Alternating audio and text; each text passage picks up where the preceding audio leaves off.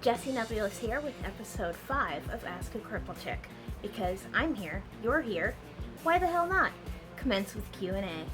Have you ever felt your team of doctors aren't listening? How do you advocate for yourself?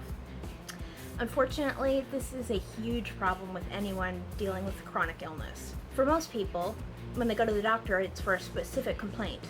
I've been blowing green snot for a week, I have a perforated eardrum, my shin bone is sticking out through the skin. It's not like that with chronic illness.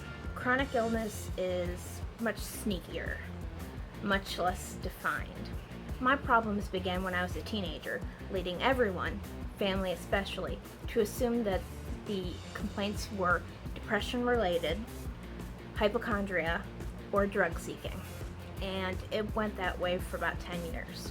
It wasn't until about 2 years ago I started having allergic reactions to sunlight, and my hand froze like this for almost 2 days, that it finally clicked in my mom's head that the complaints I'd been complaining about for years were all real, which was a real win for me. And not just for our relationship, but because my mom's a nurse and she knows several doctors on a personal level.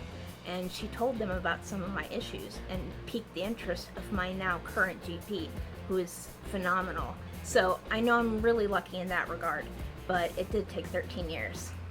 And it hasn't been all great. My first neurologist sucked. He spent an entire year attributing everything, including my neurological symptoms, on fibromyalgia. Now, I'm not dismissing fibromyalgia. Really sucks and can be very disruptive of your whole life, but it simply doesn't explain all of the symptoms I have.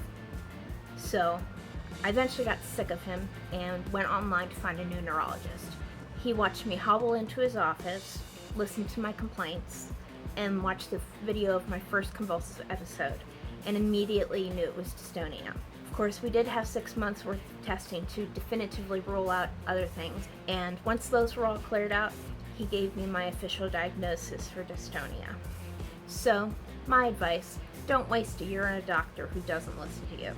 Do your research. If he's trying to tell you some bullshit, like fibromyalgia could make your hands get stuck like this, fire his ass. Check out doctor rating websites to find out about personal experiences with those particular doctors before you choose them. Go to your appointments armed with a list of questions. Be relentless, like a terrier after rats. And don't feel slighted if your doctor suggests that you see a psychiatrist. Being sick sucks, and almost always has at least a little depression accompanying it. And there's no shame in getting help for the emotional aspects of being sick. Hell, there's no shame in getting that kind of help even if you're physically fit as a fiddle. Life is hard. What's your favorite treat? Chocolate ice cream filled Krispy Kreme donuts. And fresh green beans. Raw. I'll eat a whole bag of those bitches. Do you ever have why me pity party nights? Not all night ragers, no. I'm on too much medication for that. Though, sometimes when I'm having a lot of pain, it is really hard to stay positive. And sometimes just the reality of the progressive effects of dystonia, of turning into a human pretzel, and the fact that a wheelchair is in my some semi-near future. The reality of that does get me down sometimes. Can't lie.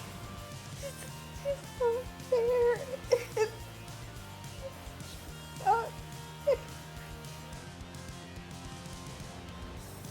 But after crying, you get that good rush of endorphins, and I use that to jump into a new project. Or if my arms are rebelling and I don't really have any fine motor skills, then I'll just switch on YouTube and seek out the funny. And A, know that it could be worse, and B, know that finding joy in the small things will help you get through the shitty ones. Do you have any tattoos? Not yet, but if/when I get one, it will be the Triforce from Zelda. Now, I know that's kind of the gamer girl cliche tattoo, but I don't give a shit. It's what I like, it's what I want, and I will have it, and that's all that matters.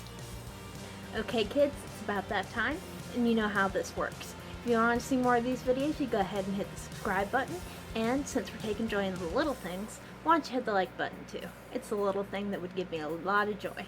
And if you got a question that you would like to ask the Cripple Chick, you can go ahead and leave it in the comments, or send me a message, or pray to Cthulhu. He might get a hold of me.